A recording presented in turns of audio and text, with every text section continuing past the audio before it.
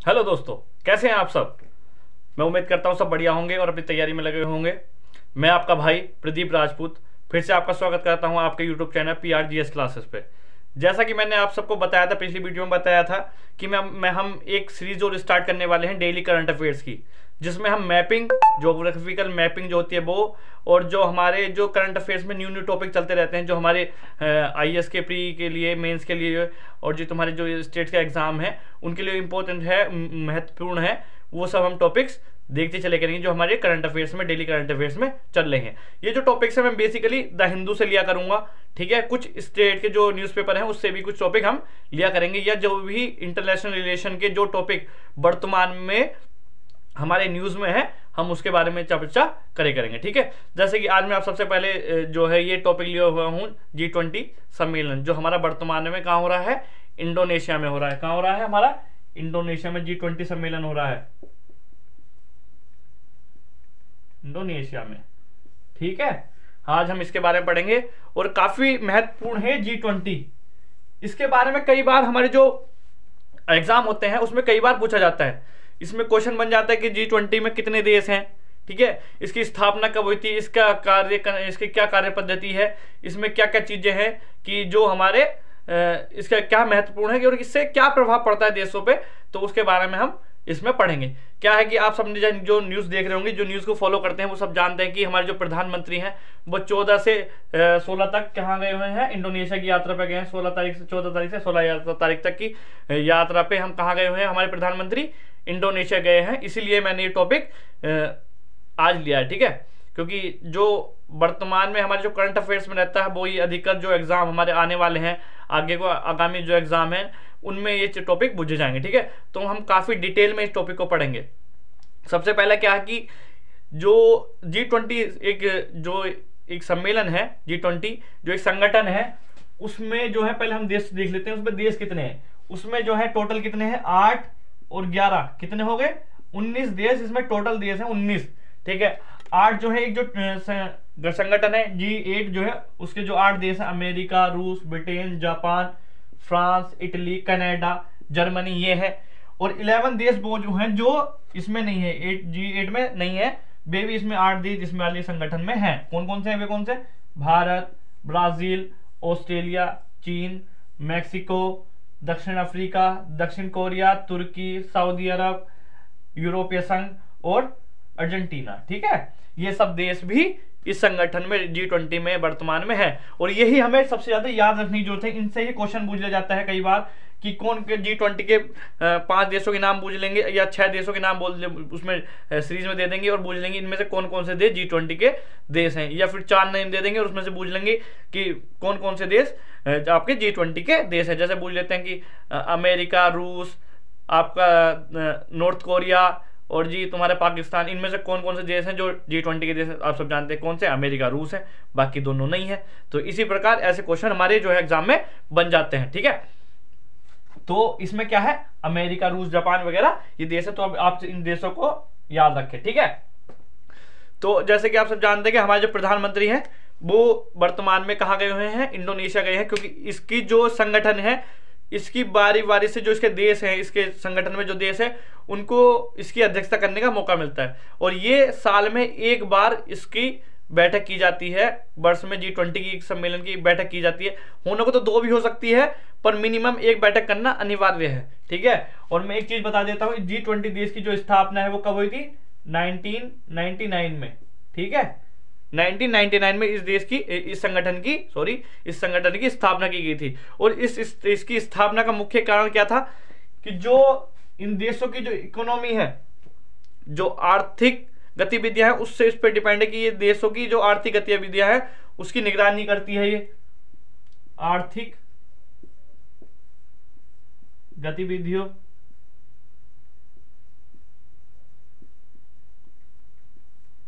की निगरानी, ठीक है। और क्या करती है ये, जब कोई अर्थव्यवस्था डूबती जा रही है, आर्थिक मंदी छा गई है, तो उस कंडीशन में ये क्या करती है, जो देश इसमें शामिल हैं, किसी भी एक देश की, जब मान लेते हैं कि ब्राजील की इकोनॉमी मंदी में छा गई है, ठीक है, तो ये सब देश मिलकर क्या करेंगे, इसकी इकोनॉमी को मंदी से बाहर निकालने की कोशिश करेंगे। तो मंदी की जो कंडीशन उत्पन्न हो जाती है, जब मंदी की सिचुएशन बन जाती है, उस कंडीशन में ये क्या करते हैं, उस देश को मंदी की सिचुएशन से बाहर निकालने में सहयोग करते हैं। ठीक है, मंदी कंडीशन में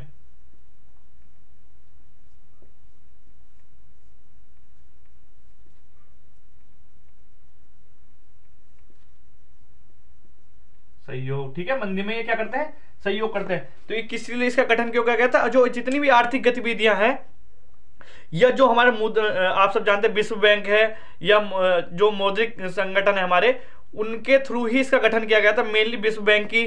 और जो हमारी क्या है, एक जो संगठन है हमारा कौन सा है, एक जो हमारा संगठन है, एक तो हमारा विश्व बैंक है, ठीक है, दूसरा हमारा है, एक मिनट मैं इसका नाम भूल गया था, जो दूसरा हमारा मुद्रा कोष है, कौन सा है, मुद्रा कोष।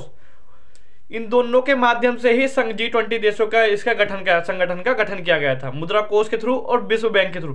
क्योंकि जितना भी ऋण देश जो विश्व बैंक या मुद्रा कोष देता है देशों को, अगर उनके थ्रू उस ऋण को नहीं चुकाया जाता तो उसमें क्या करते हैं, देश सब मिलके उस देश की इकोनॉमी को सही करते हैं और उसे ऋण चुकाने में क्या करते हैं, उसकी मदद करते हैं। और ये कुछ ऐसे नियम बनाते हैं G20 जिससे जो आर्थिक गतिविधियां हैं वो सही हो सके, व्यापार करने पे भी। क्योंकि इसमें जो G20 में क्या है, G20 जो देश हैं वो उनके पास क्या है, कुल व्यापार का कितना परसेंट है, 80% कुल व्यापार का इनके थ्रू किया जाता है, व्यापार का 80%। ठीक है, और सकल उत्पाद का कितना परसेंट है इनके पास, सकल उत्पाद का 62% इनके पास है, सकल उत्पाद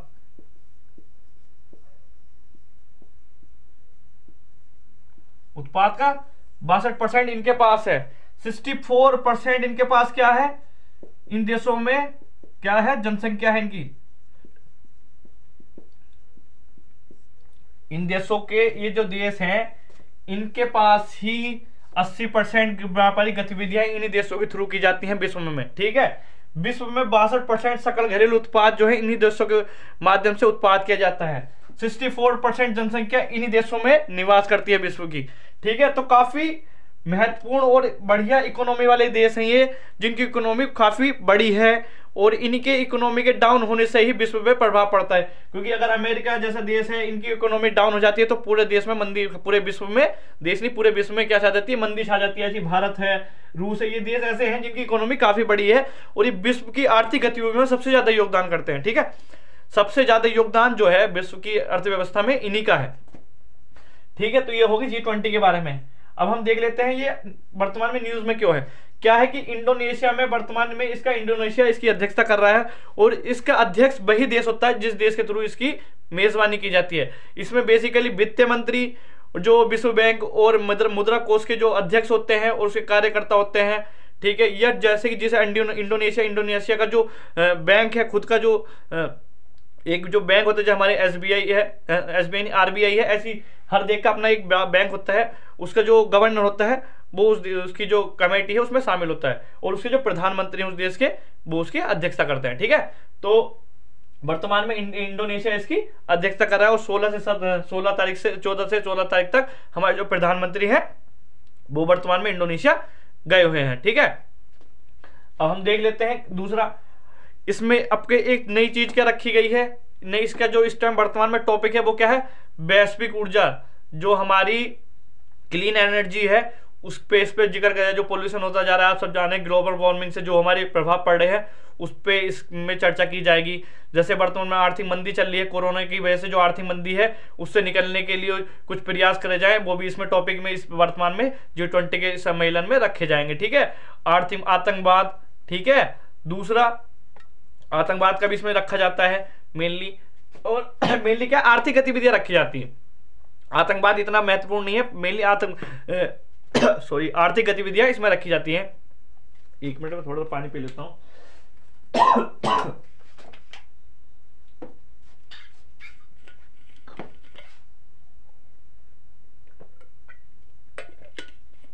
क्या करा जाता है इसमें, आर्थिक गतिविधियों को लिया जाता है।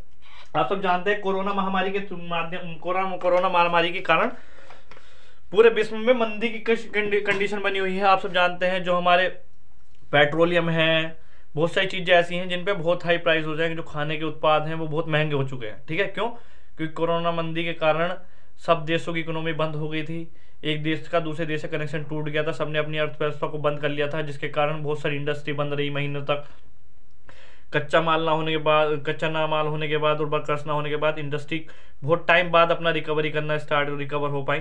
तो उसके कारण क्या कि मंदी कंडीशन उत्पन्न हो गई, जिसके कारण क्या हुआ कि हर देश के जो इकोनॉमी सबकी डाउन होती चली। तो उससे उभरने के लिए इसमें G20 सम्मेलन में कुछ ऐसे नियम बनाए जाएंगे जिससे हर देश, ये जो देश हैं, ये मंदी कंडीशन से बाहर निकल सके। दूसरा, जैसा हमने देखा था कि कोरोना से पहले अमेरिका और चीन के बीच में क्या हो रहा है, एक युद्ध चल रहा था, एक आर्थिक युद्ध चल रहा है।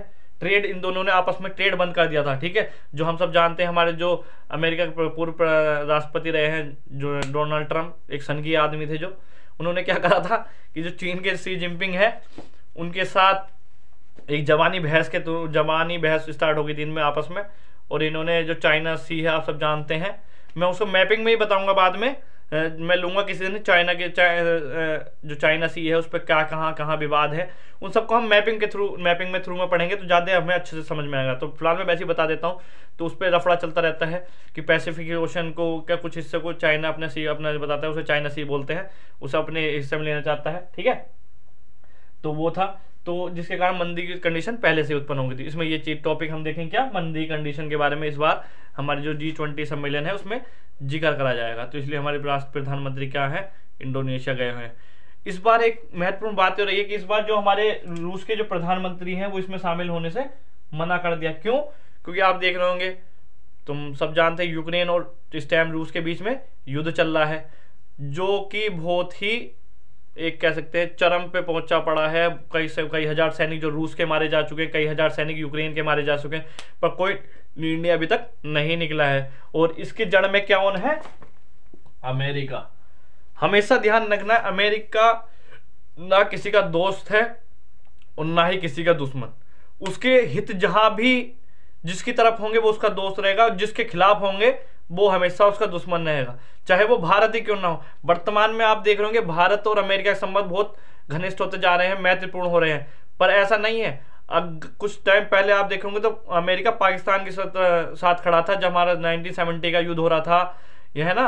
और 1965 के युद्ध में अमेरिका ने किसका, पाकिस्तान का साथ दिया था, और हमारे खिलाफ अपनी नौसेना के बहुत बड़े बेड़े को उतार दिया था। पर क्या करा, रूस ने उस टाइम भी हमारा साथ दिया था। तो ऐसा नहीं है कि अमेरिका का किसी का दोस्त है, किसी का दुश्मन। अमेरिका किसी का दोस्त नहीं है, किसी का दुश्मन नहीं है। उसके जहां आर्थिक हित होंगे वो उसका दोस्त रहेगा, जिसका आर्थिक हित नहीं होंगे वो दोस्त नहीं। आज जैसे कि वर्तमान में आप सभी जानते हैं बहुत ज्यादा खनिजों की दौड़ मची हुई है, और जो हमारा हिंद महासागर है उसमें भरपूर मात्रा में प्राकृतिक संसाधन है, और हिंद महासागर पे किसका जोर है? भारत का जोर है। तो अमेरिका चाहता है कि उसके जो संसाधन है वो उसका यूज वो कर सके भारत के साथ मिलके। तो इसलिए अब क्या कर रहे हैं, जितने भी पश्चिमी देश हैं वो भारत की तरफ देख रहे हैं। ठीक है, तो ये ऐसा है। और दूसरा, अब देख लो इन्होंने यूक्रेन में कि अमेरिका ने क्या करा, यूक्रेन को चढ़ा दिया, और चढ़ाने के बाद उनने उसमें जो इनका संगठन, सुरक्षा संगठन था हमारा, उसमें शामिल होने के लिए जिद कर ली और रूस के साथ युद्ध कर लिया। और नुकसान किसका हुआ? यूक्रेन का हो, सैनिक उसके मारे जा रहे हैं, उसके शहर बर्बाद हो रहे हैं। अमेरिका पे कुछ नहीं हुआ। अमेरिका क्या कर रहा है? सिर्फ अपने हथियार दे रहा है। ठीक है, आर्थिक थोड़ी मदद दे देगा, पर जो नुकसान यूक्रेन भुगतेगा वो यूक्रेन के ऊपर, यूक्रेन को ही झेलना पड़ेगा, अमेरिका उसे नहीं झेलेगा। ठीक है, या रूस झेल रहा है। तो अमेरिका इस वजह से ना किसी का दोस्त है ना ही किसी का दुश्मन है, हमेशा याद रखना है। ठीक है, तो हमारा इस बार G20 की सम्मेलन की अध्यक्षता कौन कर रहा है? कई बार ये बोला जाएगा तो इंडोनेशिया कर रहा है। ठीक है, इंडोनेशिया जो है एक क्या है, एक द्वीपीय देश है। इंडोनेशिया क्या है? एक द्वीपीय देश है, समझ रहे हो? वो एक द्वीपों का देश है, कई छोटे छोटे द्वीपों से मिलकर ये देश बना हुआ है। ठीक है, और ये कहाँ है? ये जो है हिंद महासागर और पैसिफिक ओशन के बीच में है। और इसका जो वो है, एक मिनट,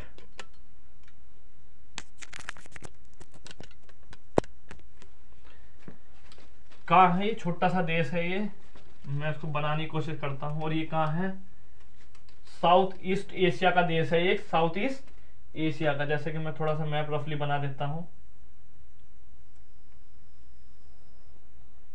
ये भारत हो गया, इंडो निकोबार, ये श्रीलंका, और ये यहाँ पे कई छोटे छोटे द्वीपों से बन के मिला हुआ है। इंडोनेशिया, ये क्या है? इंडोनेशिया।